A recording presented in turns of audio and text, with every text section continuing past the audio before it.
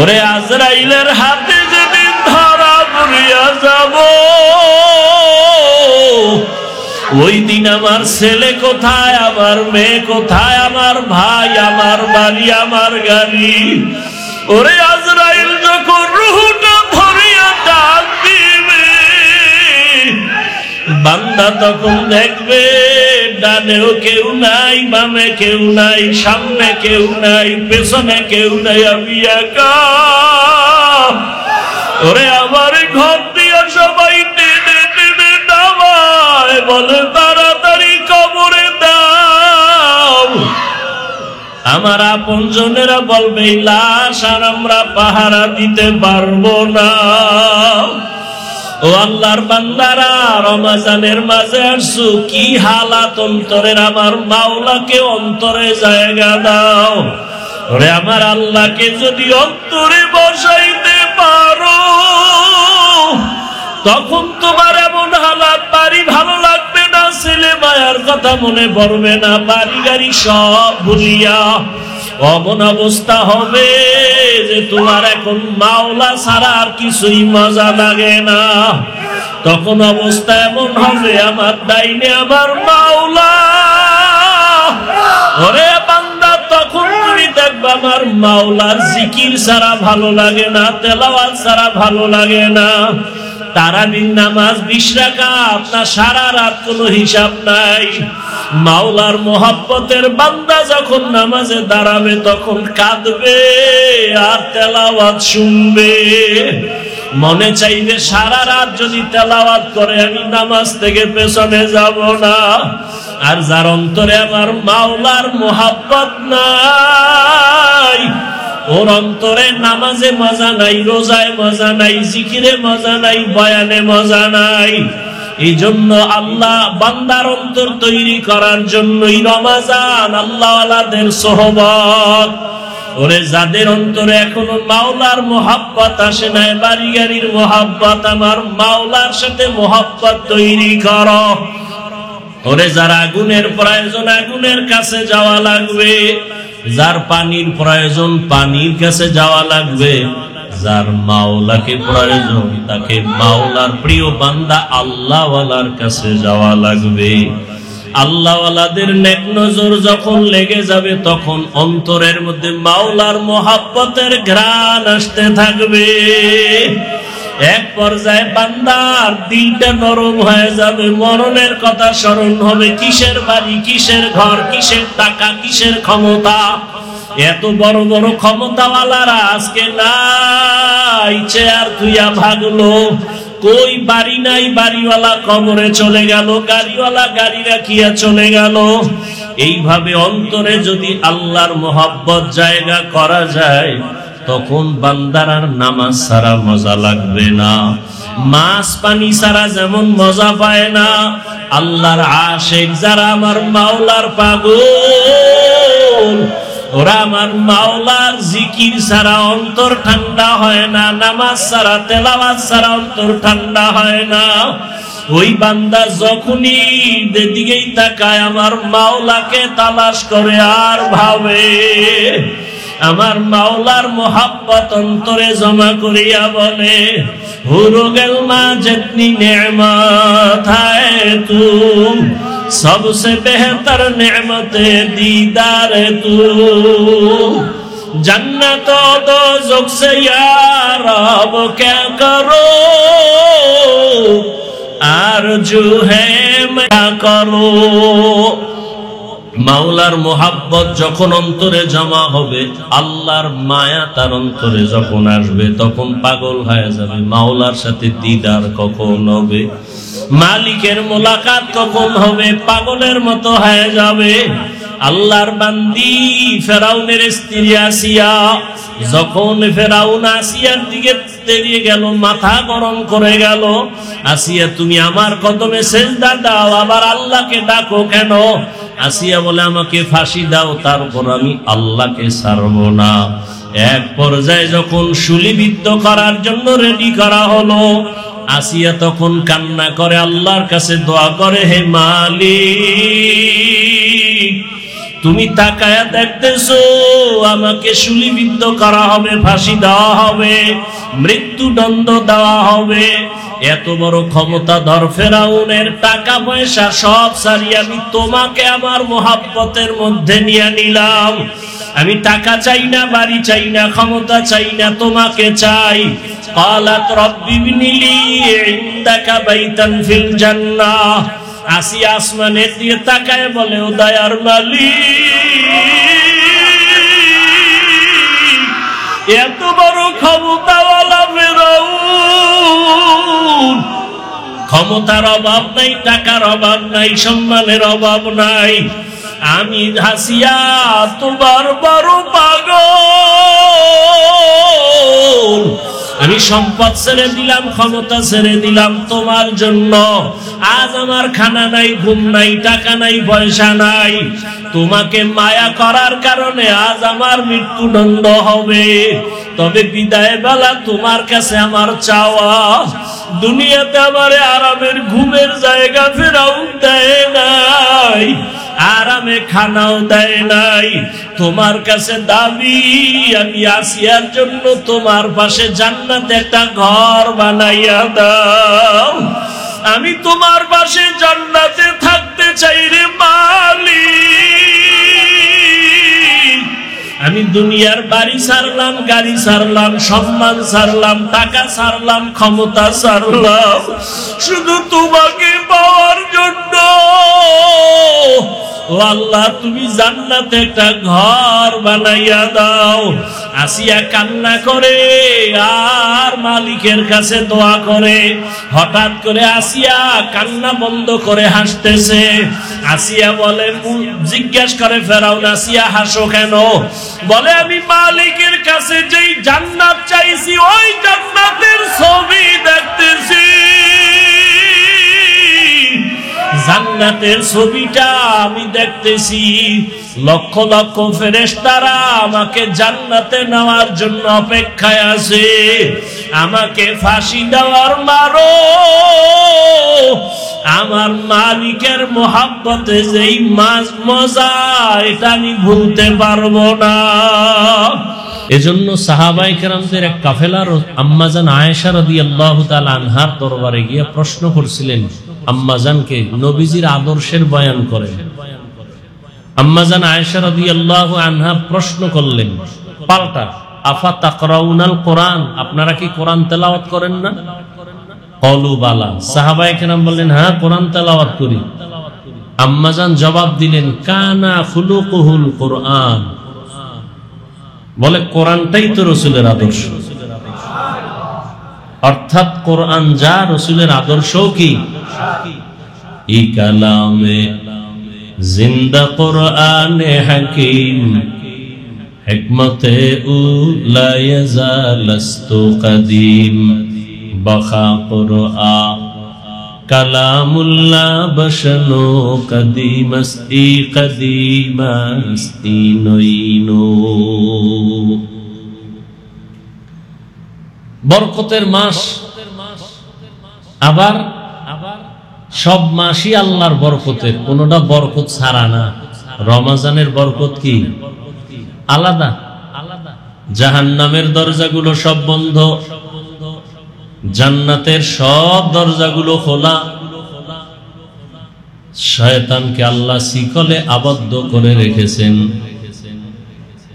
সমস্ত কবরওয়ালাদের আযাব এই রমজানের বরকতে সব বন্ধ হয়ে থাকবে। ওই কবরওয়ালাদের আত্মাগুলো ঘুরে ঘুরে সব আপনজনের কাছে দোয়ার আবদার জানায়। এমন দোয়া করবা যে রমজানের পরে আবার যেন কবরে আযাব শুরু হয়ে না যায়। আল্লাহ যাকে মাফ করে দিবেন, কিয়ামত পর্যন্ত আর কবরে আযাব হবে না। আর যাদের ক্ষমা নাই, রমজানের বরকতে তাদের আযাব বন্ধ থাকলেও রমজানের পরে আবার আযাব শুরু হয়ে যাবে। সেই আযাব থেকে নাজাতের জন্য এই রমজান, রহমতের 10 দিন চলে গেল, মাগফিরাতের 10 দিন চলতেছে। এরপরে আবার নাজাতের 10 দিন, বড় বরকতের মাস। নবীজি এই জন্য বলছেন রজবের বরকত দাও, শাবানের বরকত দেন, রমজান পর্যন্ত পৌঁছায়া দেন। কারণ মরণও যদি হয় রমজানের মধ্যে যেন হয়, রোজার হালাতে হয়। কারণ এই মুহূর্তে কেউ মারা গেলে কবরে আযাব নাই তো, আযাব বন্ধ। আবার যদি সেই মরণটা রোজার হালাতে হয়, আবার যদি সেই মরণটা বাইতুল্লাহর ঘরের পাশে হয়, আবার যদি সেই মরণটা মাওলার কোরআন তেলাওয়াত অবস্থায় হয়, আবার যদি সেই মরণটা কপাল খুললে নামাজের অবস্থায় হয়, আবার যদি আল্লাহ কপাল ভালো রাখে ওই মরণটা সিজদার হালাতে হয়। নোয়াখালীর জমিনে ওলিয়ে কামেল আল্লাহর একজন প্রিয় বান্দা, আমাদের দেশের মধ্যে আলেমদের মধ্যে সবথেকে উল্লেখযোগ্য একজন বড় আলেম হাবিবুল্লাহ মিসবাহ রাহমাতুল্লাহ আলাইহি, তাহাজ্জুদের নামাজে দাঁড়াইছেন, সিজদায় গিয়া এমন এক কান্না দিছে, এক সিজদায় দুনিয়া থেকে বিদায় হয়ে গেছে। মরণ তো সবার লাগবে, মরণ থেকে যতই পালাও মরণ তোমায় দিবে ঘিরি। যদিও সুদূর আকাশ পানে লুকাও সেথায় লাগিয়ে সিঁড়ি। নদী পথে নৌকা চালাও ও মাঝি ভাই, বেলা ডোবার আগে আমি ওপার উঠতে চাই। ছন্দগুলো শুনি কিন্তু এর হাকিকত নিয়ে কোনো ভাবি না। নদী পথে নৌকা চালাও, দ্রুত চালাও, সন্ধ্যা হয়ে গেলে আর কিনারা খুঁজে পাইবা না। এরে 3.5 হাত বডির নৌকার মাঝি, তোমার এই হায়াতের নৌকা দুনিয়ার সাগরে তুমি চালাইতেছো, আজরাইল আসার আগে কিনারায় পৌঁছে যাও। যদি তুমি নেক আমলের রাস্তা দিয়ে ভিন্ন দিকে যাও, আর এর মাঝখানে যদি কিনারায় যাওয়ার আগে আজরাইল হাজির হয়, রুহুটা দরিয়ার টান যখন দিবে আর কিনারায় যাওয়ার কোনো উপায় হবে না। এজন্য রহমতের নবী রমজানুল মুবারকে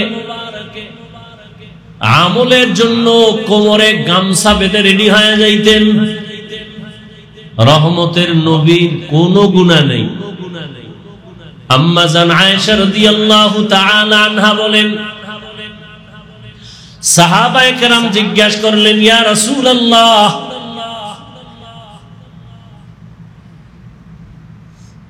সাহাবায়ে কেরাম একদিন আম্মা জান আয়েশার দরবারে গেলেন।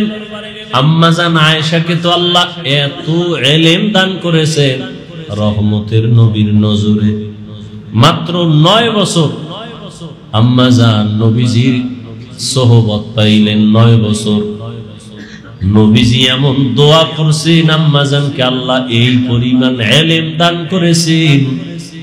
আম্মা জান আয়েশা রাদিয়াল্লাহু আনহা বলে, নবীজির এই 9 বছরের দোয়া যে আমি পাইছি, 2000-এর উপরে হাদিসের হাফেজা হয়ে গেছি। এমনকি আল্লাহ আমারে কোরআনের ইলম দান করেছেন। ইলম তো আল্লাহ দেন। আনা কাসেম ওয়াল্লাহু ইউতি, নবী বলেন আমি কিছু দেই না, আল্লাহ আমাকে দেন আর আমি বন্টন করি। দেনেওয়ালা কে? দেনেওয়ালা কে? या इलाही मुझसे मुझको दूर कर, ताकि देखो मुझ में तुझको एक नजर। या इलाही तू मेरा माबूद है, या इलाही तू मेरा माशूक है। আম্মা জান আয়েশা রাদিয়াল্লাহু আনহা কে আল্লাহর নবীর দোয়া এমন ভাবে কবুল হয়ে গেছে, কোরআনের বড় তাফসীর করনেওয়ালা হয়ে গেলেন। বড় বড় বড় বড় সাহাবায়ে কেরাম কঠিন কোন মাসআলায় আটকায় গেলে সমাধানের জন্য আম্মাজানের কাছে যাই। নবী যখন দুনিয়া থেকে চলে গেলেন, আম্মাজানের বয়স তখন 18 বছর। কি নাম? আয়েশা রাদিয়াল্লাহু আনহা না আনহু? পুরুষের বেলায় আনহু, আর নারী সাহাবিয়া যারা তাদের বেলায় কি হবে? আনহা। আম্মাজান আয়েশা রাদিয়াল্লাহু আনহার কাছে সাহাবায়ে কেরাম কঠিন সমস্যায় পড়লে সমাধানের জন্য যাইতেন। আম্মাজান এমন একটা সমাধান দিতেন, বড় বড় বড় বড় কঠিন সমস্যার সমাধান সাথে সাথে সবাই পেয়ে যাইত এবং মেনেও নিতেন। রমজানুল মুবারকে রহমতের নবী এত পরিমাণ আমল করতেন, সাহাবায়ে কেরাম একদিন জিজ্ঞাসা করলেন আম্মাজানকে, নবীজি আশ্চর্য ধরনের কোন আমল বা কোন ঘটনা আছে কিনা? রহমতের নবী জীবনের কোন আশ্চর্য ধরনের ঘটনা? আম্মাজান আয়েশা রাদিয়াল্লাহু আনহা বললেন, সাহাবায়ে কেরাম নবীজির এমন কি কথা বা কাজ আছে যেটা কোনো আশ্চর্য না, সবই তো আশ্চর্য ধরনের। রহমতের নবীর প্রত্যেকটা কাজ, নবী বাথরুমে গেছেন, সাহাবী দূরে দাঁড়ানো, নবীজি বাথরুম থেকে বের হইয়া মাটি দিয়ে তায়াম্মুম করতেছেন। সাহাবী বললেন, ইয়া রাসূলুল্লাহ, ওই যে পানি দেখা যায়, তায়াম্মুম করলেন কেন? নবীজি বললেন, সাহাবী পানি পর্যন্ত যাওয়ার গ্যারান্টি আসেনি। চিন্তা করেন, যে নবীর কোনো গুনাহ নাই, সেই নবী চিন্তা করেন সাহাবী পানি পর্যন্ত যাওয়ার গ্যারান্টি আসেনি, আমি আগে তায়াম্মুম করে নিলাম, পানি পর্যন্ত যাব, ওখানে গিয়ে আবার ওযু বানাবো। রহমতের নবী এতটা আল্লাহ ভীতি, এজন্য সব মুফাসসিরিনে কেরাম মুহাদ্দিসিনে কেরাম বলেন পৃথিবীর শ্রেষ্ঠ ইবাদত করনেওয়ালা আমার নবী। কত কষ্ট করেছিলেন ইয়াতীম নবী এ রমজানে, ইবাদতে রাত কাটিয়ে দিতেন, কি হবে উম্মত বিনে। কত কষ্ট করেছিলেন ইয়াতীম নবী এ রমজানে, ইবাদতে রাত কাটিয়ে দিতেন, কি হবে উম্মত বিনে। আমরা তো সেই নবীর উম্মত, কেমনে দাও তার সিনাতে আঘাত, মরণের ভয় নাই কি তোমার, কি হবে যে শেষের গতি। ভুলবো না ভুলা যায় নাকি মাহে রমজানের স্মৃতি, ভুলবো না ভুলা যায় নাকি মাহে রমজানের স্মৃতি। এ মাসের কত ফজিলত জানো কি মুসলিম জাতি, ভুলবো না ভুলা যায় নাকি মাহে রমজানের স্মৃতি, ভুলবো না ভুলা যায় নাকি মাহে রমজানের স্মৃতি। রমজান এমন বরকতের মাস, মাগফিরাতের মাস, নাজাতের মাস। রহমতের নবীর সাহাবী হযরত ওমর ফারুক রাদিয়াল্লাহু তাআলা আনহু ঈদের দিন ঈদের নামাজ পড়িয়া সবাই আনন্দে বাড়ি বাড়ি যায়। ওমর ফারুক রাদিয়াল্লাহু তাআলা আনহু একটা রুমে তালা লাগাইয়া ঈদের আনন্দ বাদ দিয়া ওখানে বসে বসে কান্না করতেছিলেন। সাহাবী আবু হুরায়রা রাদিয়াল্লাহু তাআলা আনহু প্রশ্ন করলেন, খলিফাতুল মুসলিমিন, আপনি ঈদের আনন্দ বাদ দিয়ে আজকে কাঁদেন কেন? ওমর ফারুক রাদিয়াল্লাহু তাআলা আনহু কান্না করেন আর বলেন, ও ভাই আবু হুরায়রা, আনন্দ তো ওই ব্যক্তি করবে যার মধ্যে কোনো টেনশন নাই, পেরেশানি নাই, কোনো চিন্তা নাই। কিন্তু আমার মধ্যে অনেক পেরেশানি, অনেক টেনশন, অনেক চিন্তা। বলে কি? বলে রমজান চলে গেল, বরকতের মাস, রহমতের মাস, নাজাতের মাস। রমজানে আমি তারাবির নামাজ আদায় করেছি, কবুল হইল কিনা আমার ভেতরে এক পেরেশানি চলতেছে। কারণ যেইভাবে নামাজ আদায় করা দরকার ওইভাবে তো আমি নামাজ আদায় করতে পারি না। কেমন নামাজ আদায় করা দরকার? বলে, আন তা'বুদাল্লাহা কাআন্নাকা তারাহ ফাইন লাম তাকুন তারাহ ফাইন্নাহু ইয়ারাক। বান্দা, তুমি নামাজে যখন দাঁড়াও এমন অন্তর তৈরি করে দাঁড়াও যে তুমি আল্লাহকে দেখতেছো।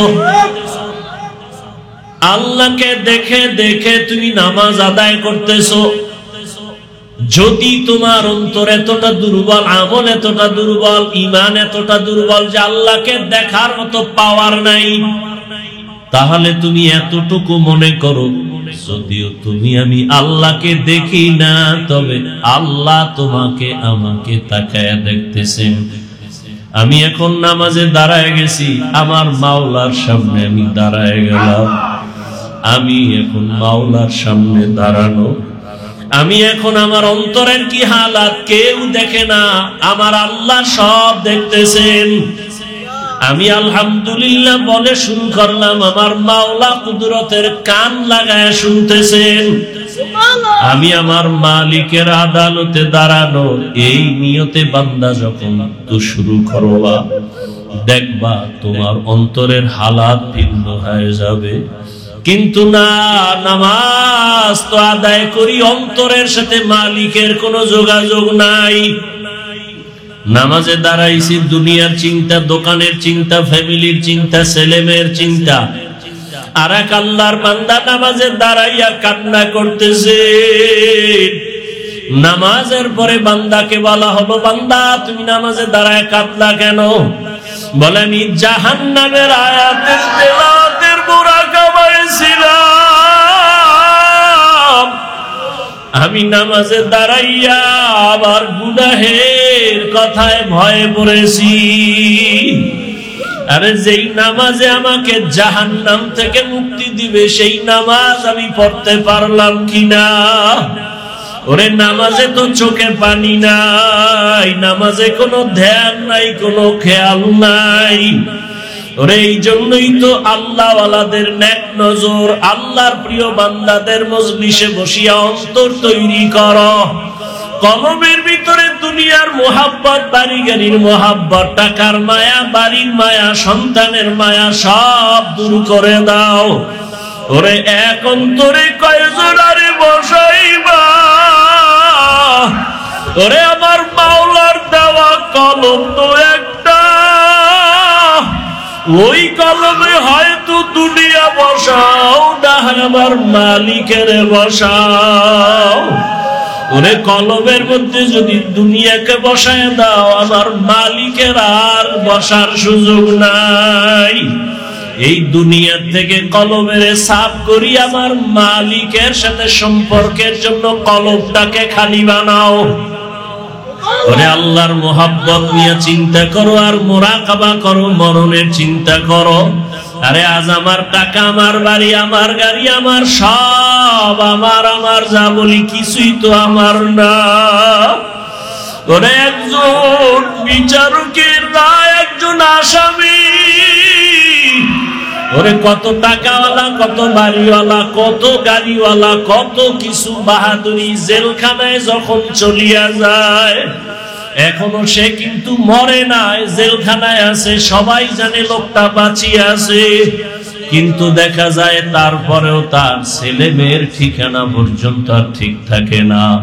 তার রেখে যাওয়া বাড়ি, তার গাড়ি, তার সম্পদ কেমন যেন সব বিলীন হওয়া যায়, আর আগের মতো বাড়ি পায় না, গাড়ি পায় না, কেমন এক বিরান ভূমির মতো। দুনিয়াতে জেলখানায় চলিয়া গেলে সব কিছু হাত ছাড়া হয়ে যায়। ওরে আজরাইলের হাতে যেদিন ধরা পড়িয়া যাব, ওই দিন আমার ছেলে কোথায়, আমার মেয়ে কোথায়, আমার ভাই, আমার বাড়ি, আমার গাড়ি। ওরে আজরাইল যখন রূহটা ধরিয়া ডাক দিবে, বান্দা তখন দেখবে ডানেও কেউ নাই, বামে কেউ নাই, সামনে কেউ নাই, পেছনে কেউ নাই, আমি একা। ওরে আমার ঘর দিয়া সবাই টেনে টেনে নামায়, বলে তাড়াতাড়ি কবরে দাও। আমার আপনজনেরা বলবে লাশ আর আমরা পাহারা দিতে পারবো না। ও আল্লাহর বান্দারা, রমজানের মাঝে আসছো, কি হালাত অন্তরের, আমার মাওলাকে অন্তরে জায়গা দাও। ওরে আমার আল্লাহকে যদি অন্তরে বসাইতে পারো, তখন তোমার এমন হালাত, বাড়ি ভালো লাগবে না, ছেলে মায়ার কথা মনে পড়বে না, বাড়ি গাড়ি সব ভুলিয়া অমন অবস্থা হবে যে তোমার এখন মাওলা ছাড়া আর কিছুই মজা লাগে না। তখন অবস্থা এমন হবে, আমার ডাইনে আমার মাওলা। ওরে বান্দা, তখন তুমি দেখবে আমার মাওলার জিকির ছাড়া ভালো লাগে না, তেলাওয়াত ছাড়া ভালো লাগে না। তারাবির নামাজ 20 রাকাত না, সারা রাত কোনো হিসাব নাই। মাওলার মোহাব্বতের বান্দা যখন নামাজে দাঁড়াবে, তখন কাঁদবে আর তেলাওয়াত শুনবে।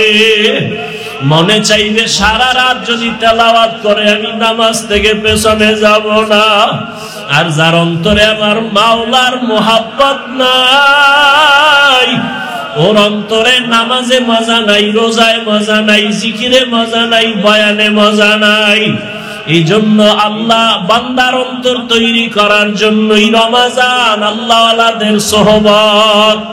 ওরে যাদের অন্তরে এখনো মাওলার মোহাব্বত আসে নাই, বাড়ি গাড়ির মোহাব্বত, আমার মাওলার সাথে মোহাব্বত তৈরি করো। ওরে যার আগুনের প্রয়োজন, আগুনের কাছে যাওয়া লাগবে। যার পানির প্রয়োজন, পানির কাছে যাওয়া লাগবে। যার মাওলাকে প্রয়োজন, তাকে মাওলার প্রিয় বান্দা আল্লাহওয়ালার কাছে যাওয়া লাগবে। আল্লাহওয়ালাদের নেক নজর যখন লেগে যাবে, তখন অন্তরের মধ্যে মাওলার মোহাব্বতের ঘ্রাণ আসতে থাকবে। এক পর্যায়ে বান্দার দিলটা নরম হয়ে যাবে, মরণের কথা স্মরণ হবে। কিসের বাড়ি, কিসের ঘর, কিসের টাকা, কিসের ক্ষমতা। এত বড় বড় ক্ষমতাওয়ালারা আজকে নাই, চেয়ার থুইয়া ভাগলো। কই বাড়ি নাই, বাড়িওয়ালা কবরে চলে গেল, গাড়িওয়ালা গাড়ি রাখিয়া চলে গেল। এইভাবে অন্তরে যদি আল্লাহর মোহাব্বত জায়গা করা যায়, তখন বান্দার আর নামাজ ছাড়া মজা লাগবে না। মাছ পানি ছাড়া যেমন মজা পায় না, আল্লাহর আশিক যারা আমার মাওলার পাগল, ওরা আমার মাওলার জিকির ছাড়া অন্তর ঠান্ডা হয় না, নামাজ ছাড়া, তেলাওয়াত ছাড়া অন্তর ঠান্ডা হয় না। ওই বান্দা যখনই যেদিকেই তাকায়, আমার মাওলাকে তালাশ করে আর ভাবে, আমার মাওলার মোহাব্বত অন্তরে জমা করিয়া বলে, হুরো গেল মা जितनी नेमत है तू, सबसे बेहतर नेमत दीदार तू, जन्नत दोज़ख से या रब क्या करो, आरज़ू है मैं क्या करो। মাওলার মোহাব্বত যখন অন্তরে জমা হবে, আল্লাহর মায়া তার অন্তরে যখন আসবে, তখন পাগল হয়ে যাবে। মাওলার সাথে দিদার কখন হবে, মালিকের মোলাকাত কখন হবে, পাগলের মতো হয়ে যাবে। আল্লাহর বান্দি ফেরাউনের স্ত্রী আসিয়া, যখন ফেরাউন আসিয়ার দিকে তেড়িয়ে গেল, মাথা গরম করে গেল, আসিয়া তুমি আমার কদমে সেজদা দাও, আবার আল্লাহকে ডাকো কেন? আসিয়া বলে আমাকে ফাঁসি দাও, তারপর আমি আল্লাহকে ছাড়ব না।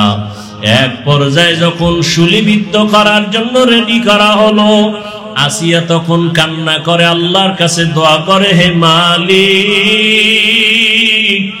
তুমি তাকায়া দেখতেছো আমাকে শুলিবিদ্ধ করা হবে, ফাঁসি দেওয়া হবে, মৃত্যুদণ্ড দেওয়া হবে। এত বড় ক্ষমতাধর ফেরাউনের টাকা পয়সা সব ছাড়িয়ে আমি তোমাকে আমার মোহাব্বতের মধ্যে নিয়ে নিলাম। আমি টাকা চাই না, বাড়ি চাই না, ক্ষমতা চাই না, তোমাকে চাই। قالت رب ابن لي عندك بيتا في الجنة। আসিয়া আসমানের দিকে তাকায় বলে, ও দয়ার মালিক, এত বড় ক্ষমতাওয়ালা ফেরাউন, ক্ষমতার অভাব নাই, টাকার অভাব নাই, সম্মানের অভাব নাই, আমি আসিয়া তোমার বড় পাগল। আমি সম্পদ ছেড়ে দিলাম, ক্ষমতা ছেড়ে দিলাম তোমার জন্য। আজ আমার খানা নাই, ঘুম নাই, টাকা নাই, পয়সা নাই, তোমাকে মায়া করার কারণে আজ আমার মৃত্যুদণ্ড হবে। তবে বিদায় বেলা তোমার কাছে আমার চাওয়া, দুনিয়াতে আমারে আরামের ঘুমের জায়গা ফেরাউন দেয় নাই, আরামে খানাও দেয় নাই। তোমার কাছে দাবি, আমি আসিয়ার জন্য তোমার পাশে জান্নাতে একটা ঘর বানাইয়া দাও। আমি তোমার পাশে জান্নাতে থাকতে চাই রে মালিক। আমি দুনিয়ার বাড়ি ছাড়লাম, গাড়ি ছাড়লাম, সম্মান ছাড়লাম, টাকা ছাড়লাম, ক্ষমতা ছাড়লাম, শুধু তোমাকে পাওয়ার জন্য। ও আল্লাহ, তুমি জান্নাতে একটা ঘর বানাইয়া দাও। আসিয়া কান্না করে আর মালিকের কাছে দোয়া করে। হঠাৎ করে আসিয়া কান্না বন্ধ করে হাসতেছে। আসিয়া বলে, জিজ্ঞেস করে ফেরাউন, আসিয়া হাসো কেন? বলে, আমি মালিকের কাছে যেই জান্নাত চাইছি ওই জান্নাতের ছবি দেখতেছি। জান্নাতের ছবিটা আমি দেখতেছি, লক্ষ লক্ষ ফেরেশতারা আমাকে জান্নাতে নেওয়ার জন্য অপেক্ষায় আছে। আমাকে ফাঁসি দেওয়ার মারো, আমার মালিকের মোহাব্বতে যেই মজা, এটা আমি ভুলতে পারবো না। আল্লাহর মোহাব্বত অন্তরে জমা করা ছাড়া আর কোনো পথ নাই রে বাবা। এই রমাজানের মধ্যে আল্লাহর কাছে চোখের পানি ছেড়ে দোয়া করি। দোয়া কবুলের সময় রোজাদারেরা দোয়া করলেই কবুল হয়ে যাবে। এরে আল্লাহর বান্দারা, আমিও আপনাদের সামনে বড় গুনাহগার। আমার মতো গুনাহগার এই দুনিয়ায় মনে হয় কেউ নাই। আমার গুনার কারণে বুঝি আমার সন্তান কষ্ট পায়, আমার গুনার কারণে সমাজের মানুষ কষ্ট পায়, আমার গুনার কারণে বুঝি সমাজের মধ্যে বড় অশান্তি। আরে রোজাদার বাবার, আপনাদের মধ্যে বহু আল্লাহর আশিক পাগলেরা এখানে বসা আছে। আরে কোন দিন দুনিয়া থেকে বিদায় হয়ে যাব জানা নাই। আল্লাহর কাছে চোখের পানি ছাড়া কোনো পুঁজি নাই। ওরে চলার পথের কত বন্ধুরে হারায় ফেললাম, আপনজন চলে গেল, একদিন তো সবাই চলে যাব। আরে আল্লাহ, গত রমজানে অনেক আল্লাহর বান্দারা ছিল, এই রোজায় অনেক আপনজন চলে গেছে। মাওলার কাছে চোখের পানি ছেড়ে দোয়া চাই, আপনাদের জন্য দোয়া করি। এই যে জীবনের কামাই তো কিছুই না, একদিন খালি হাতে চলে যাব। জীবনে আল্লাহর কাছে কান্না করেছি, উজানির জমিনে ঘুমন্তকারী ইব্রাহিম রহমাতুল্লাহ আলাই, তার 11তম সন্তান কারি মঞ্জুর আহমদ রহমাতুল্লাহ আলাই আমারে উজানি নিয়ে গেছে লেখাপড়ার জন্য। আমারে হাত ধইরা বারবার আল্লাহকে বলতেন, আল্লাহ ফিজুর রহমানের মাধ্যমে একটা মাদ্রাসা তুমি করায় দিও। আজকে মাদ্রাসা হইছে, কিন্তু আল্লাহর সে বান্দাকে আমি দেখাইতে পারি। আজকে আপনাদের কাছে দোয়া চাই, এই মাদ্রাসা যেন নাজাতের ওসিলা হয়। ওই গত কয়েকদিন আগে মুফতি মিজানুর রহমান সাইদ দামাত বারাকাতুহুম, মুফতি মাহফুজুল হক দামাত বারাকাতুহুম শাইখুল হাদিস সাহেবের সন্তান মুফতি আমিনী রহমাতুল্লাহ আলাইহির জামাতা মুফতি সাখাওয়াত হোসেন রাজি দামাত বারাকাতুহুম আসছিলেন। অনেক ওলামায়ে কেরাম নিয়া। আপনাদের আমার কোনো পুঁজি নাই, সাহসও নাই, তবে দুইটা সাহস নিয়ে আমি মাঠে নামছি। এক সাহস, আমি মাওলার কাছে চোখের পানি ছেড়ে কান্না করি। আর একটা সাহস হলো আপনারা আমাকে অন্তর দিয়া মোহাব্বত করেন। এই মোহাব্বতের দোয়া আমার মাওলা খালি ফিরাইয়া দিবেন না। এজন্য বিশাল ওই জায়গা আপনাদের মোহাব্বতে বায়না করেছি, কিন্তু একা একা ভোর রাতে কান্দিও মালিক, এই সমুদ্রের ভিতরে কেমনে পাড়ি দিয়া কিনারায় যাব। তবে আল্লাহর বহু বান্দারা এখানে সাইনবোর্ডটা দেওয়ার পরে প্রবাসের থেকে অনেক আল্লাহর বান্দারা আমার নাম্বার দিয়ে দিছি যোগাযোগের জন্য, আমার সাথে কথা বলতে চায়। নাম্বারে এক আল্লাহর বান্দা কান্না করে আর বলে, হুজুর দোয়া করি, অনেক বছর ধরে আপনার বয়ান শুনি, কথা বলতে পারি না। আমি অস্ট্রেলিয়ায় থাকি, দোয়া চাই, আমি জায়গার জন্য 50,000 টাকা পাঠায় দিতেছি। এরকম সবাই দোয়া করে। আমি দোয়া চাই আপনাদের কাছে, আমার কান্না ছাড়া আর আপনাদের মোহাব্বত ছাড়া কোনো পুঁজি নাই। প্রবাসের সবাইকে আল্লাহ কবুল করেন। অনেকেই দান করতেছেন, আলহামদুলিল্লাহ। প্রবাসের সবাইকে আল্লাহ পাক, আমার ভাই বোন যারা চাকরি করে ব্যবসা করে, আল্লাহ বরকত দান করেন। দেশের অনেক ভাই দোয়া করতেছেন, সহযোগিতা করতেছেন। এই জায়গায় মাদ্রাসা চোখের পানি ছাড়া আর আপনাদের মোহাব্বত ছাড়া, দোয়া ছাড়া কোনোদিন কামিয়াব হওয়া, সফলতা অর্জন করা সম্ভব না। আল্লাহর কাছে বেশি বেশি দোয়া করবেন। এই রমজানের মাস আল্লাহ পাক এই জায়গার টাকার ব্যবস্থা করে দেন। আমার প্রবাসে যারা কলিজা দিয়ে মোহাব্বত করেন, আল্লাহ সবাইকে কবুল করেন। আল্লাহ পাক তাদেরকে হেফাজত করেন। আল্লাহ পাক তাদের রুজি রোজগারে বরকত দান করেন। বেশি বেশি দিনের কাজে সহযোগিতা করার তৌফিক দান করেন। এই মাদ্রাসাও আপনাদের দোয়া, আপনাদের দোয়া, আমাদের কান্না, আর আল্লাহওয়ালাদের নেক নজর, মা বাবার দোয়া, আপনাদের ছোট ছোট খেদমত, সহযোগিতা, আল্লাহ পাক বিশাল এই জায়গার অর্থ আমার দেওয়ার তৌফিক নাই, সাহস নাই। মাঝে মাঝে খুব একা একা চিন্তায় পেরেশান হয়ে যাই, কেমনে সম্ভব। আবার মাঝে মাঝে চোখের পানি আসে, তখন আবার দিল শান্ত হয় না। প্রবাস থেকে ফোন আসে, সবাই দোয়া করে। অনেকের সাথে দেখা হয়, হুজুর দিতে না পারি, অল্প দেই। একজনে আজকেও জুমায় কিছু টাকা দিয়ে কয়, হুজুর গরিব মানুষ দোয়া করেন, কিছু শরীক হইলাম।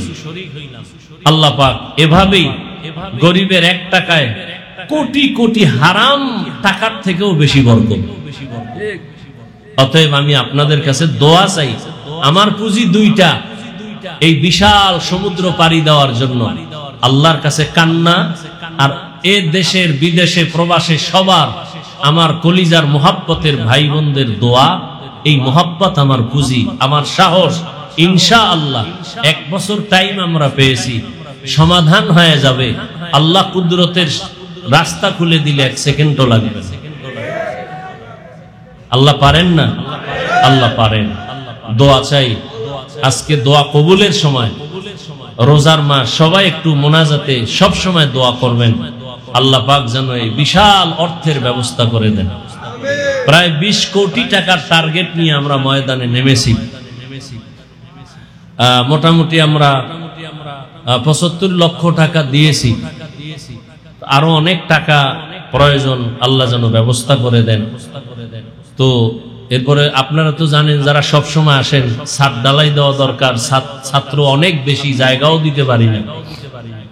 তো যারা সার্বিকভাবে সহযোগিতা করেন, যে যেইভাবে, ব্যবসায়ী, চাকরিজীবী, শ্রমজীবী যারা শ্রমিক সবাই কম বেশি দান করেন, আল্লাহ সবার দান কবুল করেন। দানের বরকতে হায়াতে ইজ্জতে রিজিকে আল্লাহ বরকত বাড়ায় দেন। দেশে বিদেশে যে যেখান থেকে সহযোগিতা করতেছেন আল্লাহ সবার সহযোগিতা কবুল করেন। তো আজকের এই সুন্দর আয়োজন আপনারা ওই বিকাশেও যদি দিতে চান, নাম্বার একটা আমরা নির্ধারণ করে দিয়েছি। অনেকে প্রতারণাও করতে পারে, খুব সতর্ক। কারণ আজকে জুমার মসজিদে বলেছিলাম, ইসলাম নিয়ে যত চালাকি আর ভণ্ডামি বাংলাদেশে চলে, সারা দুনিয়ায় চলে কিনা সন্দেহ। তো যাই হোক, নির্দিষ্ট নাম্বারও দিয়েছি। ওই নির্দিষ্ট নাম্বার, এই যে আমরা এখানে কাগজ দিয়েছি, এই পেস্টুন দিয়েছি, ওখানে লেখা আছে এই নাম্বার ছাড়া অন্য নাম্বারে কেউ চাইলো সতর্ক থাকবেন সবাই নিজের মনে করে। আমি তো আপনাদেরকে খুব আপন মনে করি, অতএব আপনারা একটু মেহেরবানি করে সার্বিক সহযোগিতা করবেন সব দিক থেকে। এই নির্দিষ্ট নাম্বার, এবং আমি একটা টাইম দিয়েছি, কেউ যদি ডাইরেক্ট আমার সাথে কথা বলতে চান মাদ্রাসার জমিনের সহযোগিতার ক্ষেত্রে, অন্য ক্ষেত্রে না, যে হ্যাঁ মাদ্রাসায় কিছু দান করবেন, ডাইরেক্ট আমার সাথে কথা বলতে চাইলেও নির্দিষ্ট এই নাম্বারে একটা টাইম দেওয়া আছে, ওই টাইমে আমার সাথে ডাইরেক্ট কথা বলতে চাইলে আমি ইনশাআল্লাহ কথা বলবো। যারা মাদ্রাসায় সহযোগিতা করবেন এই ক্ষেত্রে তাদের সাথে কথা বলার জন্য আমি সময় দেব ইনশাআল্লাহ। অনেকে আলহামদুলিল্লাহ কথা বলতেছেন, আমি কথা বলতেছি, একজনে কথা বলতে যায় কান্তিয়েছে, কান্নাই করতেছে। আমি বলি ভাই কথা বলেন, সামনে মেহমান, সে কান্নাই করতেছে।